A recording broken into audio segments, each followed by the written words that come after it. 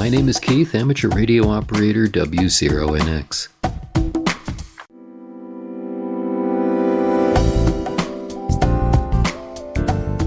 Hello and happy February, everybody, and welcome to the Volunteer Spotlight, brought to you by Aftersight. I'm your host, Evan Starnes, and I hope everybody's had themselves an excellent start to their month, and I hope that you guys have a good Valentine's Day, as that is coming up pretty quick here. On the topic of Valentine's Day, we, Aftersight, are doing a special little thing called podcast shoutouts. So if you have a special message for a special someone, or maybe just a congratulatory message, or something that you want one of our guests to read on air, you can go to aftersight.org/shoutout, and you can leave a shout out for somebody. And because it's Valentine's Day, we are offering a discount. We're offering a 50% discount if you use the code LOVE with all caps. And yeah, that'll give you $10 off for your shout out. Also, if you have any feedback about our podcasts or for any of our hosts, you can always email feedback@aftersight.org, or if you have any specific questions for our podcast hosts, you can call 720-712-8856. Joining me this month is a longtime volunteer and a pretty special one. He has been I would say a producer and a reader of the hobby radio program and the opera news program. So yeah, joining me today is Keith, otherwise known as W0NX. Hopefully it's okay that I say that. No, of course. Absolutely. So yeah, how are you doing today, Keith? Oh, good, Evan. Thank you very much for having me, and this is quite an honor. Yeah, it's a pleasure to have you here, and yeah, congratulations again. I'm sorry we got the news out to you this late today, but that's fine. Yeah, well, there's no accounting for issues with my Comcast email. Yeah, Comcast email can be kind of funky. Yeah. Definitely. Well, I always like to ask volunteers a couple of little fun questions to get the creative juices flowing. So, Keith, tell me, what is your favorite outdoor activity to do around this time? And it's okay if you don't have one, because... Well, my girlfriend and I like to take walks on the walking trails around my house in Arvada and also her house in Littleton. So that's pretty much it. We try not to get too crazy. So yeah, fair. We don't do anything like skiing or snowmobiling or anything like that. Absolutely. No, just little neighborhood walks. Absolutely. What's your favorite thing to do while you're walking on those trails? Like, are you more of like a scenery person, or are you more just about the exercise, or both? Oh, we just like to stroll and see what birds are out and listen to them, and just enjoy the outdoors. It's a lot of fun. Absolutely. Yeah. Lastly, what is your favorite thing to listen, or what is your favorite form of audio content to listen to? It could either be podcasts, audiobooks, or something else. I see. Well, lately I've really gotten into a podcast called Aria Code, which is put out by WQXR and WNYC in New York City. And it's all about famous operas and their arias. They're specific showstoppers, so to speak, during the operas. And the hostess, Rhiannon Giddens, usually has some interesting guests discussing the aria and how it came about and what to listen for, and usually concludes with performance of the aria. So I've been listening to that recently, been really enjoying it. That's incredibly cool. Yeah, it seems like opera is definitely your thing. You've got a program dedicated to it and all that, so... Yeah, it's been a personal interest of mine for about 20-some years. Absolutely. So I try to go to a lot of performances that are local, like Opera Colorado, Central City Opera, the opera program at CU Boulder. Right. And I've been to other cities, too. Been to the Met in New York, Chicago, San Francisco. I try to get around. Yeah, that's one way of putting it. You sure do. Yeah, well, let's dive right in here. So, how did you first discover AfterSight, and what made you want to fill out an application to volunteer? Well,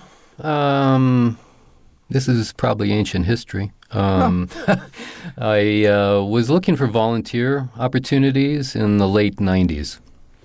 And at the time, I was living in Boulder and was getting the Daily Camera. And I think it was in the Daily Camera that in 1999, roughly, there was an article about a cooking contest that involved the Spam spiced ham canned meat product as the featured ingredient. And what was funny is there was this organization called Radio Reading Service of the Rockies that was associated with this cooking contest.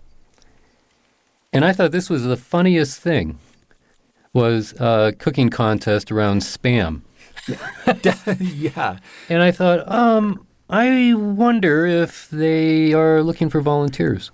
Right, you think. Yeah, because this is, it sounds like my kind of organization. Mm-hmm. Not that I'm a big eater of Spam. I just thought it was kind of a funny idea for a cooking contest. So I followed up on that and came into at the time, Radio Reading Service of the Rockies, RRSR Studios, and met everybody. Met, let's see, at the time it was Pam, Kat, Mrs. H, Cherry David. Price, David, and Paul Migliorelli. Mm-hmm. And they set me up with an audition to try out, and I apparently passed. You did. even with my mangling of some words and names, but in any case, they accepted me, and I got started coming into the studios reading the Greely Tribune. Aha! So I did that for quite a while. So everything was recorded; nothing was live. I didn't have any live shows, actually ever, and did that for several years. And then there was somebody who was already reading Opera News, which is a publication of the Metropolitan Opera Guild. Ah, okay. And they were no longer going to be available to do that, so they offered it to me. And at the time, I was getting into opera, so it was a perfect opportunity to read something that was a personal interest of mine. Absolutely. It sounded like you were absolutely perfect fit for that show. Yeah. Big time. Yeah, I really enjoy it. And then over time, Paul and I, who is also an amateur radio operator, thought that it'd be interesting to have a program about amateur radio and shortwave listening. And at the time, the publication that looked like the best one was going to be Monitoring Times, kind of a enthusiast publication for shortwave listening and hams, and I started that, and it's what I've been sticking with over the years. So, not so much in a nutshell, I guess. That's how I got started. No, that's exactly perfect. RRSR. That actually answered some other questions that I had too. I had honestly thought Hobby or Opera News was like a program that you curated yourself. I didn't know that was from the Metropolitan Opera Company's guild. Right. Yeah. Well, let's talk about that first. So, when did you start getting into opera, and what kind of sparked that? Well, if we go again way back when, I went to a high school that had a music appreciation course that was mandatory, and they got me introduced to classical music. So ever since I was a teenager, I've enjoyed listening to classical music. And there'd often be opera selections from different famous were included as part of the programming. And there was one program I used to listen to all the time by George Jelinek, and that was called The Vocal Scene, I think, and that was all about opera. So this was way back in the 70s, and I always enjoyed listening to that. But it was always kind of a peripheral interest. It wasn't something that I really sought out for many years. Right. But I had an uncle who was a real enthusiast for opera. And when I visited him one time, he pulled out a VCR tape of a famous opera called Carmen that is very popular. And he wanted to introduce me to it. And he said, oh, well, why don't we watch this opera and see what you think? Yeah. And it was something that just grabbed my interest immediately. Seeing the whole production from start to finish. And it was sung in French, the original language in which it was composed. But it had subtitles. And this is something that I think was fairly new for the time, having subtitles in opera houses and also in recordings of operas. Mm-hmm. And it just transformed the experience, because up to that time you had to study the libretto and figure out what they were singing if you didn't know the language in which they were singing. So it was kind of a project to attend or listen to operas up to that time. But it just grabbed my attention. And I thought this is something that I could really enjoy getting into more deeply. Absolutely. So I guess I was in my 20s at that time.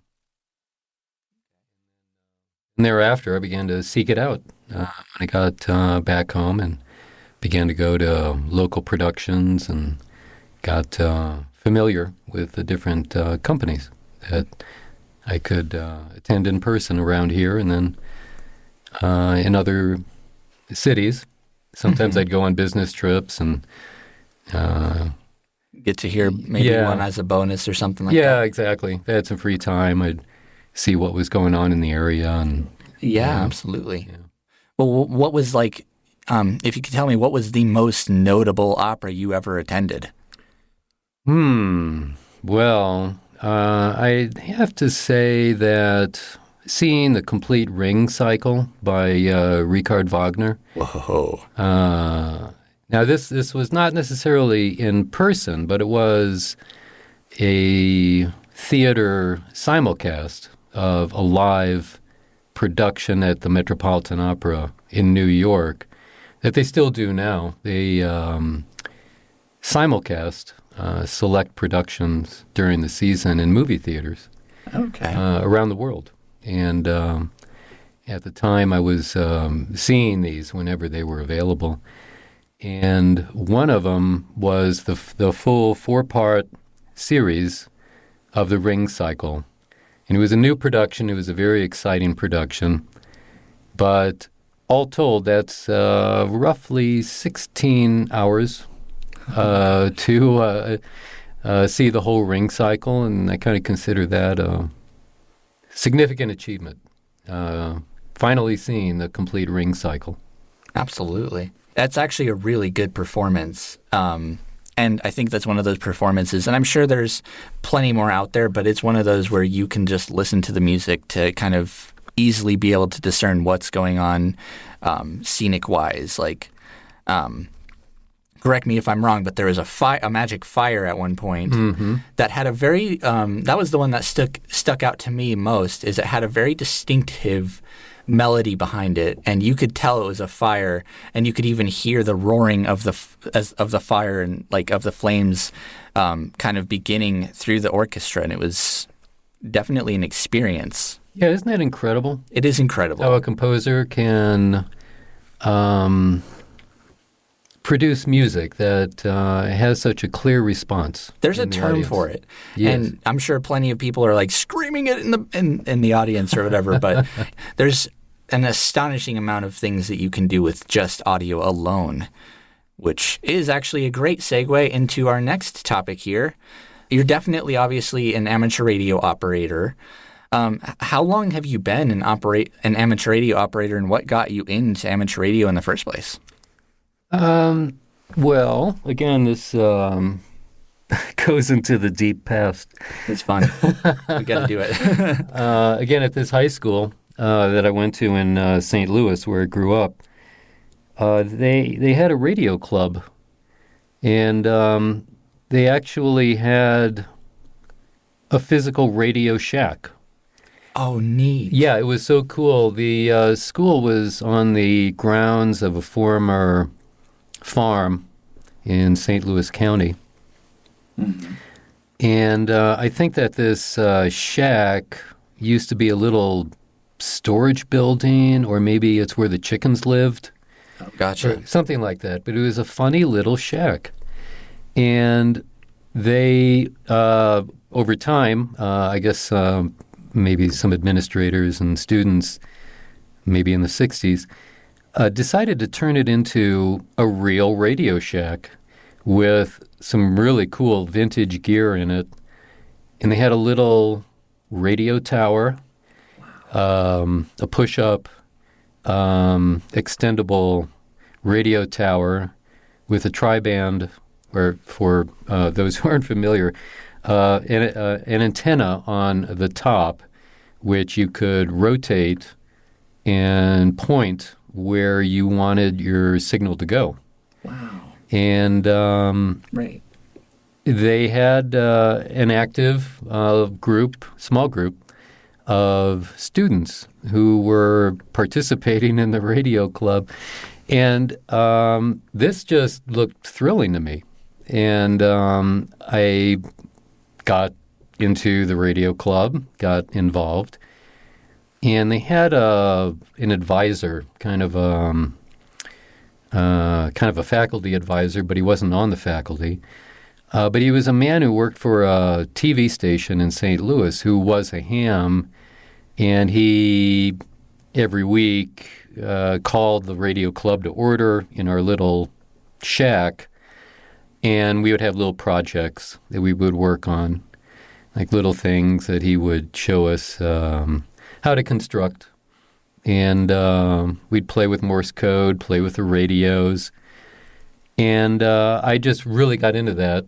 And I got radio fever, so to speak. That's a good term. I love it. Yeah, exactly. And this was 1976, 1977. Okay. And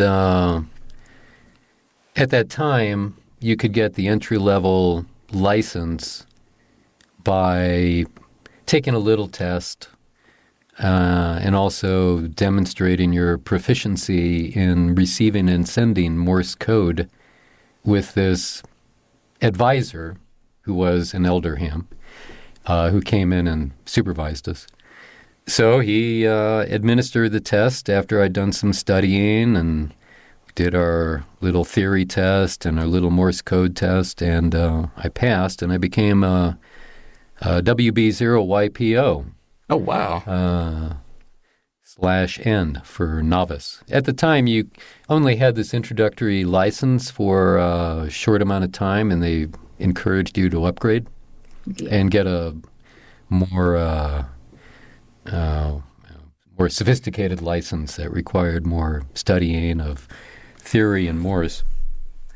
And so I did that after a few months, studied and increased my ability with Morse code, and passed the next level test. At the time, you had to go to the FCC field office in downtown St. Louis.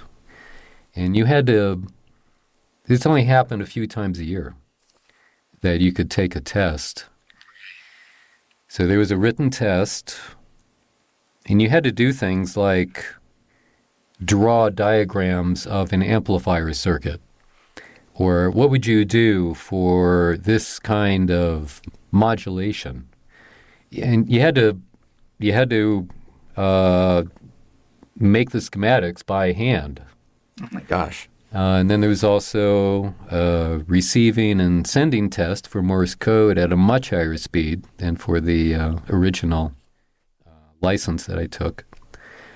But I did all that and passed and got the next level up, and then operated at that license class for many years in St. Louis and also here.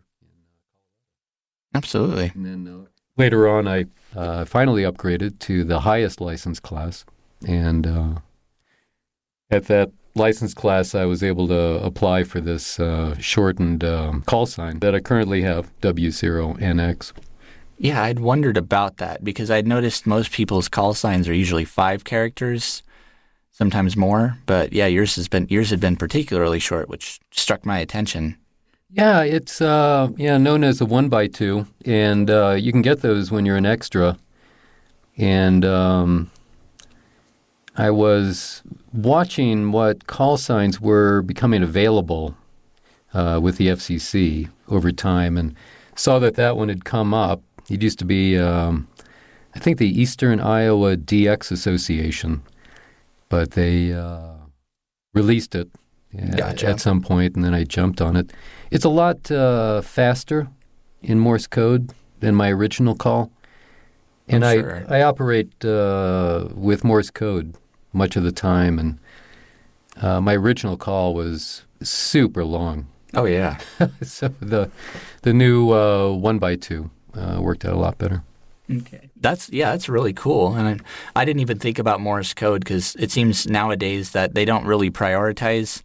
They might mention Morse code, but at least when I was looking at the practice ones, they didn't really they didn't require it anymore, that you had to be knowledgeable in it. Yes, exactly. Which is interesting. Yeah. Now, and I'm sure for those listening, yes, we will change topics here in a couple minutes. But I do want to answer a question that some folks might have that are interested in getting into amateur radio. There are several levels of being not an operator, but you have your technician, I think, and then operator, and then something else. There's several levels of license you can get. What was I think the entry level is technician, pretty sure. Yeah, right, exactly. Yeah, they've changed the levels over the years, but yeah, basically it starts out there, and then you can move up 2 or 3 more until you get to the top level. Okay, absolutely. Yeah. Well, on the other topic of audio, so you've been a remote reader for some time now. How long exactly? Well, let's see. I moved from Boulder to Arvada in 2000. And it was at that time that I became a remote reader. Wow, very cool. So can you describe your recording setup? Yeah, sure thing. I at the time, I found recording software which is called Total Recorder by an outfit. I don't know if they're still around, but the outfit was called High Criteria, and I think they're based in Canada. But I found that recording software, and it had a lot of features, an automatic gain control. Wow. You can put in filters for pops and funny little noises that you might get from playing an old record, and you're trying to clean up the audio, and some other features. But in any case, I've been using that for many years, and would probably be worth my while to explore Audacity. But I have a lot of experience with this particular software, and it's been working okay for me so far. Oh, yeah, absolutely. So I run that on a laptop. The laptop's then connected to a little mixer box. Behringer? Behringer probably. That's what we Behringer. used to use all the time here in the studios is little Behringer mixers. Yeah, that's what I have, and it's been holding up all these years. And then that goes to Shure Dynamic Cardioid mic. Aha. So that's been working out for me. Lately, I've been trying to track down noise sources and eliminate them, but I think nowadays I've gotten most of those annoying background things fixed. So, anyways, this system seems to be working. It's kind of patched together, but it's been working over the years for me. It definitely sounds like it, and that would explain the very good dynamic range that you have, because those Shure mics, they're the best, at least in my opinion. They're not like, they've got thousands of dollars mics out there, but I think those are like the top of the line, so that's awesome. Now, is there a particular word of advice or some inspiration or just something really important that you learned over the years volunteering that you'd like to potentially share with people interested in volunteering or existing volunteers? Well, I would encourage anybody who has the least interest in getting involved with AfterSight to go for it. I mean, this is such a wonderful organization. And I would encourage people to volunteer in any way that they can. Absolutely. If you do become a reader, I would encourage people to find a way to try to read naturally. I'm very glad you said that, because that is often something that can be a little tough to explain to people too, is how you, when you sit down in front of the microphone and click record, how you actually present the program, because it's supposed to be in a neutral tone with no bias. But yeah, people get nervous, and then that will affect your tone, and then eventually you might start. It sounds like you're reading off of a PowerPoint presentation to somebody or something like that. Yeah, exactly. Yeah, that's right. That's a good point about the opportunity there is that biases can creep into what you're reading. That is good, solid advice. So thank you so much. Now, lastly, before we wrap this up, do you have any questions for me, Evan Starnes, or the entirety of AfterSight? Not particularly. Okay. No, I've just enjoyed seeing how this organization has evolved and survived over the years, and how your programming has changed. Absolutely. And you've added new programs, different types of programs, and yeah, it's really nice to see how the organization has developed over the years. Well, Keith, I'd like to thank you so much and congratulate you once again. I know it sounds like we sound like broken records here, on being nominated as the Volunteer of the Month for February. But yes, I'd like to thank you for joining me for this episode of the Volunteer Spotlight. And I hope everybody is having a good February. Please, if you have any comments or questions, don't hesitate to reach out, feedback@aftersight.org, or, of course, send in your shout-outs. We're really looking forward to these shout-outs. We launched that kind of last month, and it's been exciting seeing what's happened. So anyway, thank you guys so much for listening to this episode of the Volunteer Spotlight. I've been your host, Evan Starnes, and I will see you guys next month.